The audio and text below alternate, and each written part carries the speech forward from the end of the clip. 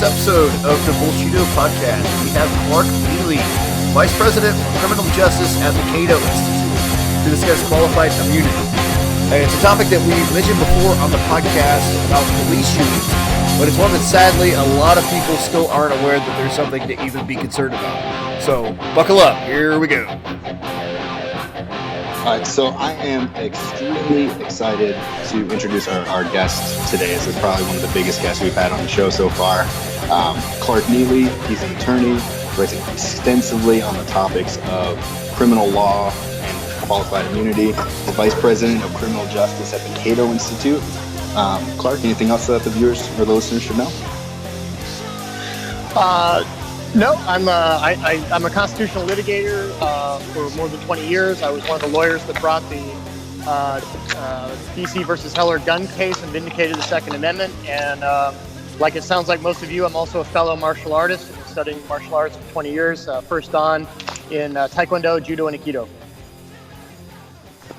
Wow.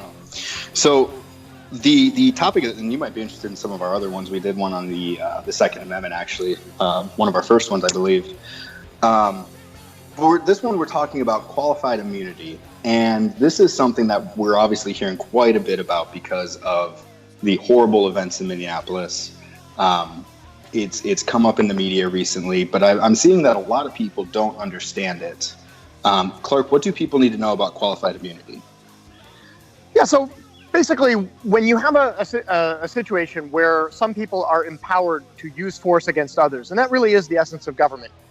It is empowering some people to use force against others to enforce laws. You have to decide what amount of accountability will come with that responsibility. Obviously, the authority to use power against other people, to use force against other people, is a significant responsibility. And then the question is, well, what level of accountability will you have for the potential abuse of that power? And qualified immunity is a legal doctrine that limits the ability of people to sue police officers for the misuse of the power that they have. And to kind of just put it in context, there are really only three accountability mechanisms if you have a police officer or other government official who you think has abused their power, who's violated your rights in some ways. The first one is a criminal prosecution. That is, that a prosecutor can bring criminal charges against that officer or other government official for violating your rights. That is, for a variety of reasons we can get into, that is extraordinarily unusual. And it really only happens when you have a situation like we have with the killing of George Floyd in Minneapolis, where there's essentially like a viral video that has increased the political pressure to the point where the prosecutor really can't do anything else. The second avenue of potential accountability is internal accountability mechanisms. We're talking about internal affairs, citizens review boards, etc. There is a broad consensus among experts that those are almost completely ineffectual. They really they provide a window dressing, but nothing more. And that leaves the third and final avenue of accountability, which is the ability of a citizen to sue a government official, including police officers, in court for violating their civil rights. And that's where qualified immunity comes into play, because it is a legal doctrine that was invented out of whole cloth by the Supreme Court about a half a century ago that radically altered the level of accountability for government officials. What Congress decided back in 1871 was that, and this is in our primary civil rights law, commonly referred to as Section 1983, which provides quite simply that any state actor, including police, shall be liable for the deprivation of any right. Let me say that again, because it's really important. Any state actor shall be liable to the person injured for the deprivation of any right. And the way the Supreme Court changed that law, and it really was just a naked example of judicial policymaking. They judicially amended the statute completely illegitimately. What they did was they inserted two words, clearly established, before the word rights. So now, contrary to the expressed intent of Congress, you can only sue a police officer or other government official for the violation of any clearly established right. And that those two words, clearly established, do an astonishing amount of work, because what they require is that before you can sue a police officer, you have to find an identical case in the same jurisdiction where a police officer did the exact same thing to someone else with nearly identical facts, and the courts have already ruled that that is not permissible. If you can't find that case, so up in Minneapolis, if George Floyd's family cannot find a case where a police officer knelt on a guy's cervical spine for 9 minutes until he passed out and kept his knee there until he lost consciousness and ultimately died, if that exact same fact pattern is not already on the books, then that case will get tossed on qualified immunity grounds. That's the way that defense operates, and it goes way too far. It absolves police of blatant misconduct in a huge number of cases. And I contend that fundamentally it's most damaging to police, because what it does is it infantilizes police officers and holds them to a vastly lower standard of accountability than the rest of us. And that is not a good thing, to have that kind of a double standard, because it causes people to lose faith and trust and confidence in the institution of law enforcement. And I think that's what we've been seeing playing out for the last week.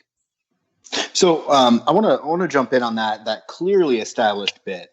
In my head, I think of Katz, where the FBI put a listening device outside a phone booth that was later, a practice that up until that time had been routine and commonplace and greenlit by the courts. And all of a sudden, the Supreme Court flip-flopped and changed and said, no, we can't do that anymore. That's a Fourth Amendment issue. Well, would it be fair to hold those particular FBI agents personally and civilly liable for something that really nobody had seen coming? Right, and that's an entirely fair question. I have two responses to it. The first one is that when you ask a question like that, would it be fair to do X? It kind of points you in the right direction, which is that's a decision for a legislative body. That is not a decision for the courts. The court's job is to interpret and apply the law. It is up to legislatures to decide what the standard should be and whether it's fair. So the first point is, you may well be right that under those circumstances, it would not be appropriate to hold law enforcement officers accountable, but that is a decision that is up to the legislature. And so what happened with qualified immunity is that the courts usurped that responsibility. They usurped that role by taking it upon themselves to decide what should be the appropriate standard of liability. So for the first point is, regardless of whether it's a good idea or a bad idea, the qualified immunity doctrine is wholly illegitimate because it was put in place by a branch that is not charged with that responsibility and whose business it is not. And they overrode the will of Congress, which chose a different standard, one of strict liability. But put a pin in it. The origin of qualified immunity is actually exactly where you started off. The basic origin of qualified immunity is that there was a case where some police officers enforced a law involving polling places, involving voting, that was later determined to be unconstitutional. And the courts essentially said, it really wouldn't be fair to allow these guys to be held liable for enforcing a law that was at the time perceived to be valid. It wasn't until later that it was struck down.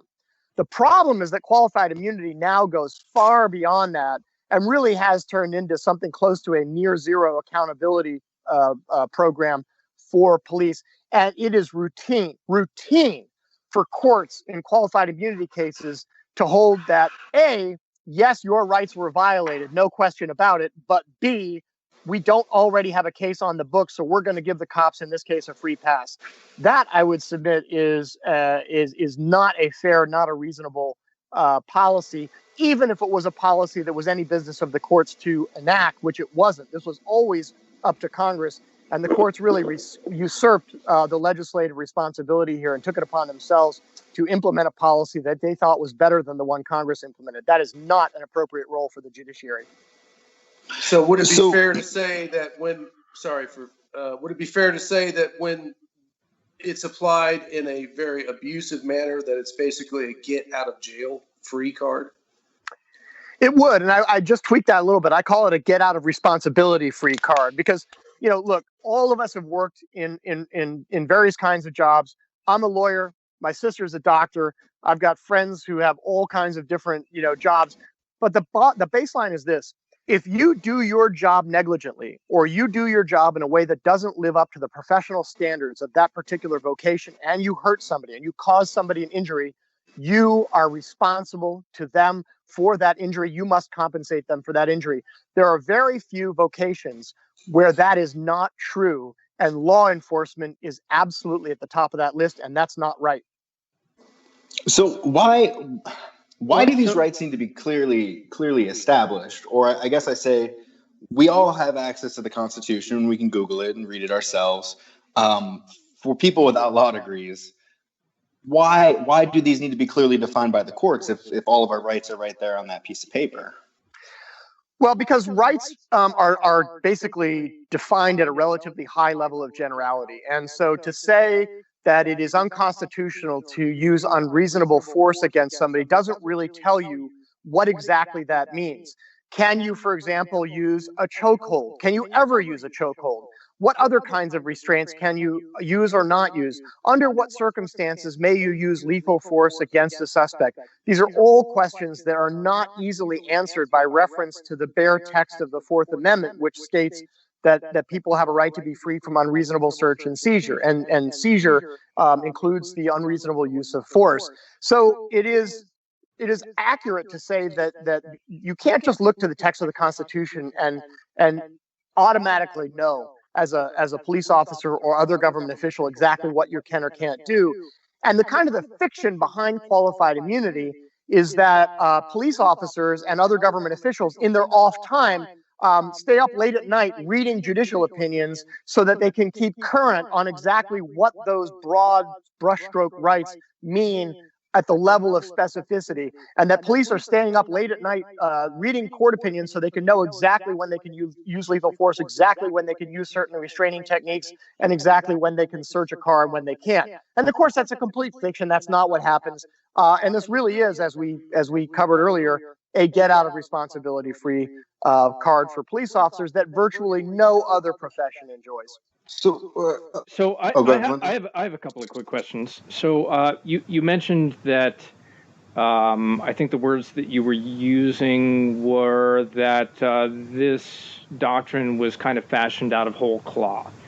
And I think both sides of the aisle have had some pretty interesting opinions about legislating from the bench.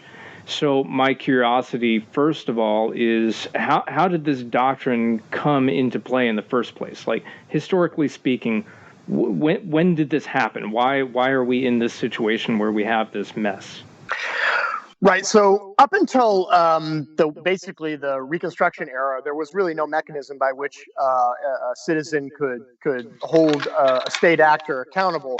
And it wasn't until the adoption of what was then called the Enforcement Act, also known as the Ku Klux Klan Act of 1871, that Congress created a mechanism by which you could sue a state actor, meaning a police officer or other state official in federal court.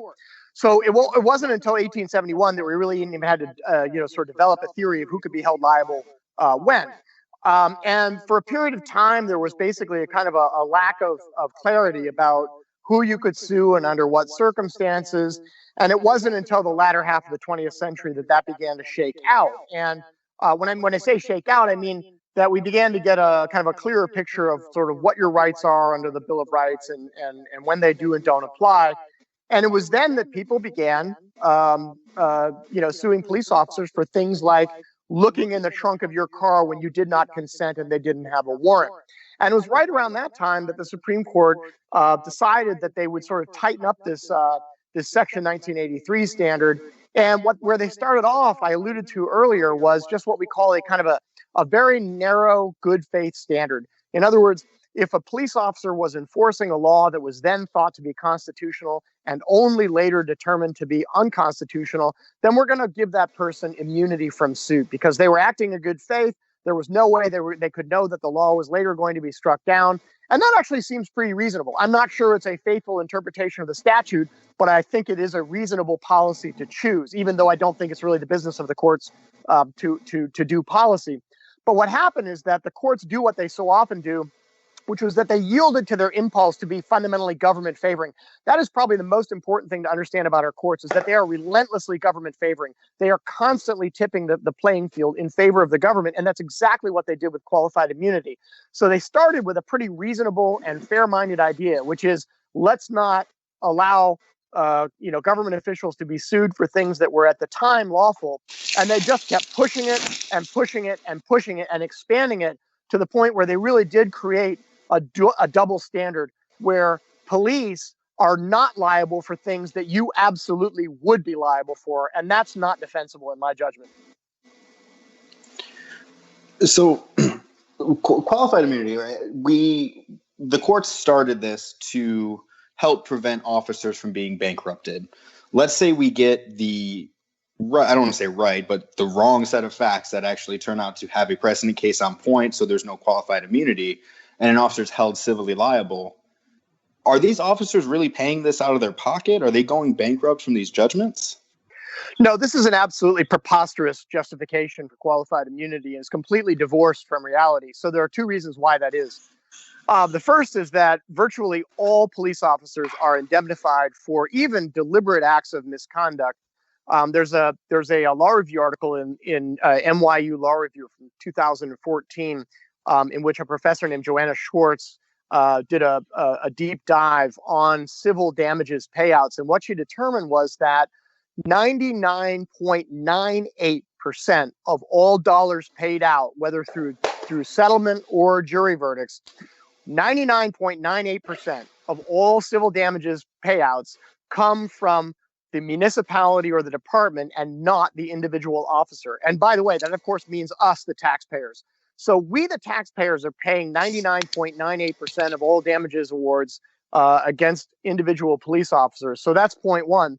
And then point two is, of course, even if individual police officers were responsible for their own damages, which they should be, all they would have to do would be to purchase professional liability insurance, just like doctors, lawyers, accountants, and others.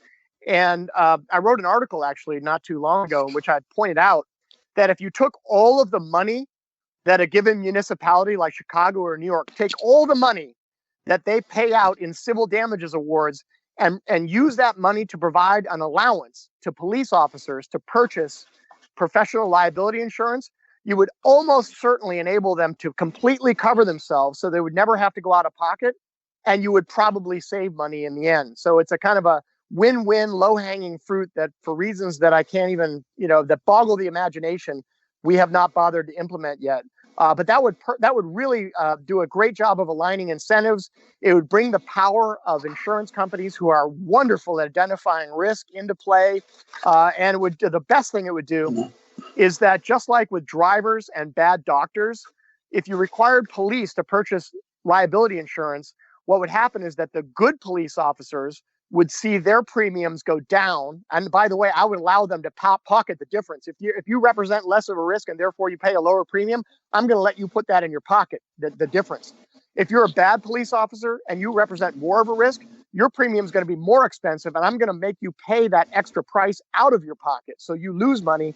And the best part of it is that the officers who generate the highest number of claims will see their premiums go up, just like a bad driver, and eventually they will become uninsurable and therefore unemployable. And what could be better than that? That is a perfect outcome. That's what I was. You have just ruined. That is, yeah, that's fantastic. You just ruined the entire buddy cop genre. The entire buddy cop genre just went down in flames. So, bad doctors can get priced out of practice. Bad lawyers can get priced out of practice because they can't carry their malpractice insurance. I don't want to speculate. I don't want to force you to speculate, but we look at the murder of George Floyd, and that police officer in his 19 years had a history of use of force complaints, of misconduct, complaint after complaint after complaint. Are you saying that if we went to this insurance route, it's possible that officer would have been priced out of a job? It is. And here's the beauty of it.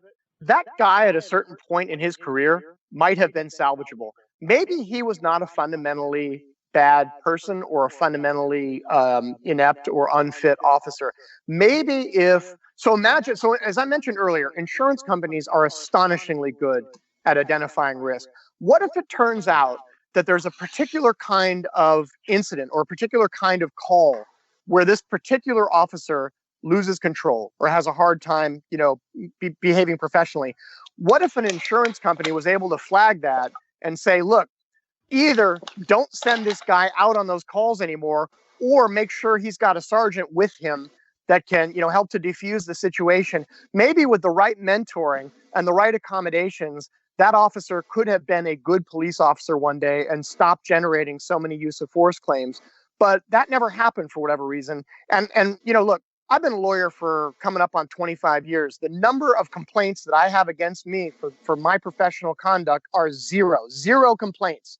And I think that's true of most people and most professionals, and frankly, also most police officers.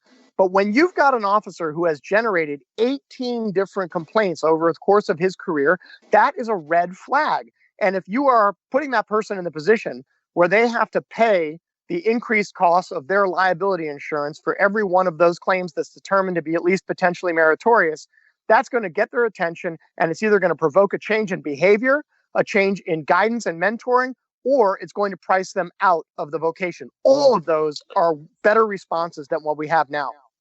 So one thing you said, anger management classes, like drivers at driver safety course, you get a discount, right? They could take anger management classes. There's a bunch of different ways you could approach that. Exactly right. Exactly. So you had said, at one point in his career, that officer may have been salvageable. That brings me to this point. Seeking reform of qualified immunity isn't about hating cops. Right? It's exactly right. It's quite the contrary. I have police officers in my family. My next door neighbor is retired DC homicide detective. I am not an anti-law enforcement person. On the contrary, I respect the ones that do it right, and I know that that it's a hard thing sometimes to walk the line and do it right. What pains me is to see them get tarred with the same brush as the genuinely bad apples in that vocation. And we all know how hard it is to get rid of genuinely bad police officers. We know there are the police unions. We know that oftentimes the leadership's hands are tied. And if you talk, I'm sure you all have, if you have friends that are police officers that have been in the business for a while, in my experience, almost inevitably, they express a great deal of frustration about having to work in the same vocation with people who are not fit to wear the badge. But for whatever reason, they not only have to work with them, but sometimes they even have to cover for them or risk the loss of their job. And I think that puts them in a terrible position. And I think there's a non-trivial number of police out there who would be overjoyed if there were a mechanism for purging the relative. I do believe the relatively small handful of bad apples. I think they know that it would make police officers more respected and better able to do their job, because the community would once again have greater faith and trust in them than they do now. And really, too, it seems like the courts are so married to this idea of qualified immunity to protect police officers. In my experience as a lawyer, as a firearms or law enforcement firearms trainer, police officers don't know about qualified immunity until the lawsuit's already filed. They don't know. They don't have an understanding of it. Like this, we have a lot of police officers who listen to our podcast, and I'm sure some of them are going to learn a thing or two just from this. How much, in your experience, do you see police officers depending on qualified immunity and it being the reason why they're in the profession, like some Supreme Court and Circuit Court opinions make it sound like? Yeah, so this actually has been studied, and there is no strong evidence that awareness of civil damages exposure plays any role in the way that police make decisions and conduct themselves in the field. That is one of the rationales that the Supreme Court relies on for enforcing this qualified immunity doctrine. But it's a complete fantasy. It has no basis in reality. There's not a shred of empirical or scientific evidence to support it. It's literally just something that 9 justices, who frankly probably never experienced anything more than a traffic stop, just pulled out of thin air as a kind of rationalization for this policy. But again, there's not a shred of empirical evidence to support it. And on the contrary, the evidence tends to suggest that in the moment, police officers are motivated and guided by a variety of other dynamics and considerations other than their potential exposure to civil liability, which appears to play roughly zero role in their decision-making in the field, contrary to the fantasies of the U.S. Supreme Court. So we've talked a lot about qualified immunity in this kind of abstract way. You know, it's got to be clearly established. There's the issue. There's all these issues, but I don't think. I think that there might be still someone listening saying, well, there's nothing wrong with the way it is. Clark, can you go through some of what you would term egregious opinions where an officer has been found to benefit from qualified immunity? Just to give our listeners an idea of what this doctrine looks like in practice. Yeah, let me give you just a few, and I can do them pretty quickly. So I think the one I would be most embarrassed about if I were a police officer, there's a case out of Fresno, California, which is the Ninth Circuit Court of Appeals in the federal court system. And the allegations in that case, and we have to take them at face value at this stage because there hasn't been a trial, but the allegations are that police were executing a valid search warrant on a residence. And in the course of executing the warrant, one of the police officers noticed a bunch of currency and gold coins. The homeowner was a coin collector.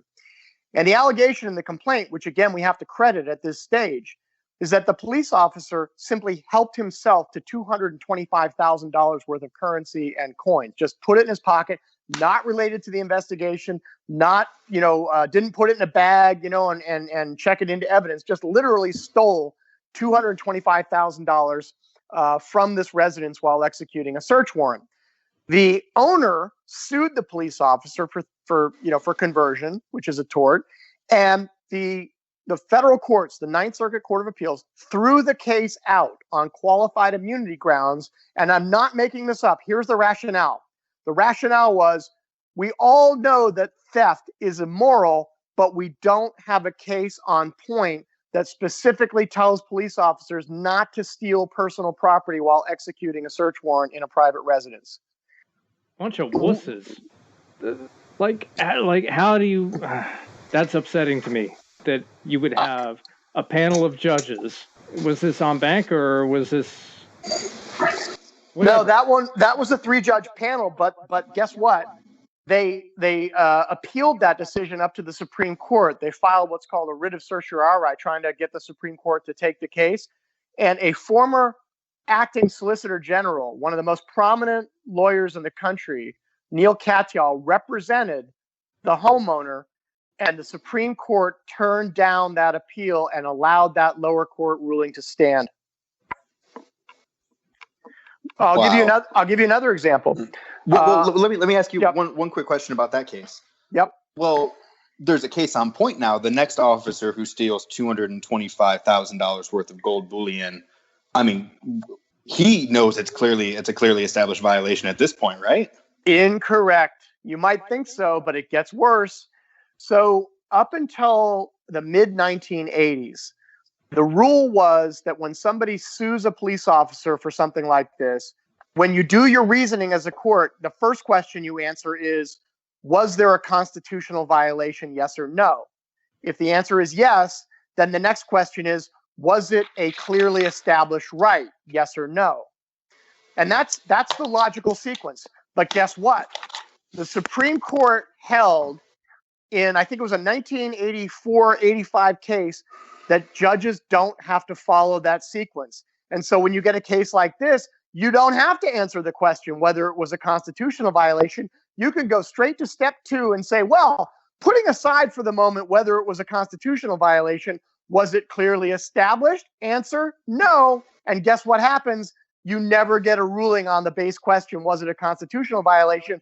The law stagnates, and the next time a bunch of cops steal somebody's private property, the same exact thing's going to happen again because you didn't get a ruling on the base question. And this has been pointed out time and again, that this causes the law to stagnate, and it enables police to continue engaging in the same misconduct and getting away with it time after time after time. So I have a question there because, and this was a question that I had earlier, we just didn't get to it, but so the test that's being applied is that it's a clearly established right, correct? That is correct.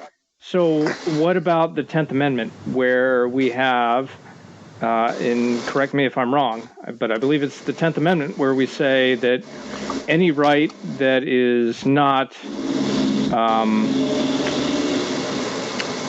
delegated to the states or to the people. So clearly every right that is not enumerated is belonging to the people, and so that seems to be clearly established to me. So where's the discrepancy there? That's such a great point. I'm glad you brought it up. So if we suddenly sort of put on our jetpack and we ascend to like 30,000 feet of constitutional perspective, your instinct as an American is exactly right, and it's this: that the default setting in America is liberty and freedom from government oppression, from liberty restricting infringements, whether it's stealing your property or putting you in cuffs or telling you where you can or cannot stand. Your instinct as an American citizen is exactly right, and it is exactly contrary to the Supreme Court's conception of the way the Constitution orders the relationship between government and individuals. The Supreme Court's concept is that in most settings, you have to justify your exercise of liberty to the government, not the other way around. The Supreme Court's perception is that, generally speaking, when the government does something to restrict your liberty or infringe upon your rights, that they are right and you are wrong, and it is incumbent upon you to demonstrate, to find a case that says that you had a right to be free from the particular infringement that you're complaining about. And it's one of the most disastrous misconceptions of constitutional law in all of history. And I wrote a whole book about it called Terms of Engagement, How Courts Should Enforce Our Constitution's Promise of Liberty Government. But that is it's amazing what you have to do to try to convince somebody that the Supreme Court could ever have made such an incredibly fundamental error, but they did. And they have held that, generally speaking, it's incumbent on you to justify your exercise of liberty and not upon the government to justify infringing upon it. And it's absolutely grotesque, but it is the way the law is. Wow. So, okay. So still trying to wrap my head around this $225,000 theft. Is this issue a limited thing, or do you have other examples of egregious conduct that any person looking at it would say this is clearly and patently wrong, being given a green light? I could go on all night, but let me give you one more. So there was a case in Georgia where police were in pursuit of a suspect through a residential neighborhood. They finally tackled him on the front yard of a family where there was a couple of neighbors that were playing. There was a bunch of kids and a bunch of adults on the front yard playing. They tackle the suspect and they make everybody lie down in order to secure the scene. They get the suspect handcuffed, so he's restrained. Everybody else is prone out on the ground. And at that moment, the family dog emerges from underneath the house. He's not barking, he's not growling, he's not threatening, he's just checking out what's going on. The officer who has just handcuffed the suspect pulls his pistol and takes a shot at the dog. He misses. The dog goes back underneath the house. A couple minutes later, the dog comes out again. Once again, not barking, not threatening, just checking things out. The officer again unholsters his weapon, takes a shot at the dog. This time he misses the dog, but he hits a 10-year-old boy who is 1.5 feet from him in the back of the leg, severely injuring him. And once again, the court grants qualified immunity, dismisses the civil case against the officer. Why? Because there doesn't happen to be a case on point where a cop shot at an unthreatening dog for no law enforcement purpose and injured a kid who was lying on the ground 1.5 feet away from him. Because we don't have a case exactly on point, this guy gets a free pass. Wow. Okay. So what do we do about this? What can we do about this? We're not the 9 justices on the Supreme Court. What do we do? All right. So there's 2 things you can do. CATO has been fighting. I work for the CATO Institute, libertarian think tank. We declared war on the qualified immunity doctrine exactly 1 year and 2 months ago. On March 1st, 2018, we held a kickoff event at CATO where we said we are going to take this doctrine down one way or the other. There are 2 avenues. The first is judicial, which is convincing the Supreme Court to reverse its precedent and eliminate qualified immunity judicially. They can and they should. And there are actually 8 cases pending in front of the Supreme Court right now, where, including the one I just described called Corbett v. Vickers. That's the one where the cop shot the kid in the back of the leg from 1.5 feet away. And The court has not yet decided whether to take any of those cases, but we know the issue is on its radar screen because of the way they've been handling all of the filings in these cases. And our next opportunity to find out whether they're going to take one is this Monday. So stay tuned for Monday. If the Supreme Court basically chickens out and refuses to clean up its own mess, then Congress can fix it. And because this is not a constitutional doctrine, but purports to be a statutory interpretation, Congress can actually amend the statute to clarify that there is no qualified immunity. And there's tremendous interest right now on both sides of the aisle in passing legislation to accomplish that result. And in fact, Justin Amash from Michigan just announced that he's dropping a bill on qualified immunity. And let's just say that I have reason to believe he will not be alone. So this is a problem that can be fixed by the judiciary, who created the mess and should be the ones to fix it. Or if the Supreme Court punks out and won't do it, then the Congress can do it. Wow. Fantastic. So how do our listeners follow this progress, right? I'm sure that do you have a Twitter? Can they follow you on Twitter? How do they follow you, and how do they keep apprised of these efforts to reform qualified immunity? Yeah, thanks for that. And you should absolutely stay on top of this issue. So my Twitter handle is Con Law Warrior, all one word. I didn't come up with that, but it's a good one. Con Law Warrior. I tweet about this constantly. And then the other thing you can look at is CATO has a dedicated website to qualified immunity. It's called unlawfulshield.com. Unlawfulshield.com. If you Google unlawful shield, it will take you right there. And everything that's important, every single development that's important, all the questions you might have, all the cases you might be interested in, we've got them collected on that website. You will have a PhD in qualified immunity if you go and read everything on that website. I think if someone read everything on that website, they'd lose a little bit of faith in humanity. Well, you know what? I hear you, but the good news is not only is this situation one that we can fix. Look, I don't know how to fix the national deficit. I don't know how to fix healthcare. I don't know how to fix entitlement spending, but I know how to fix or at least substantially repair the relationship between law enforcement and the communities they police. And that is to solve this misperception that there is a double standard between police and everybody else. Once everybody has confidence that we're all being held to the same standard, I think that the relationship between police and the communities that are most in need of law enforcement will begin to heal, and people will once again have faith and confidence in the integrity of law enforcement. And the biggest and most important step we can take in that direction is the elimination of this qualified immunity doctrine. Wow, great points. John, Lyndon, you guys got anything else?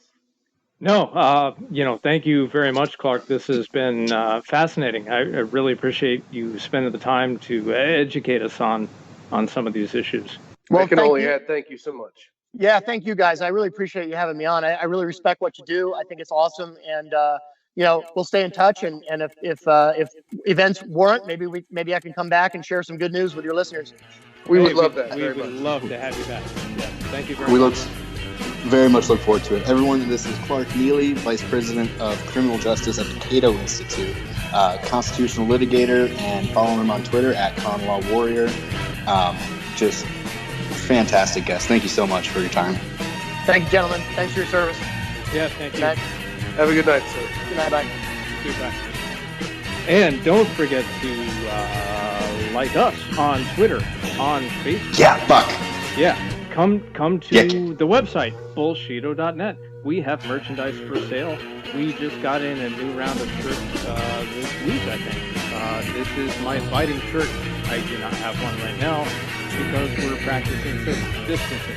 But they are there for your consumption. So definitely join us, like us, listen to us, and we will see you on the next podcast. This has been The Art of Fighting BS.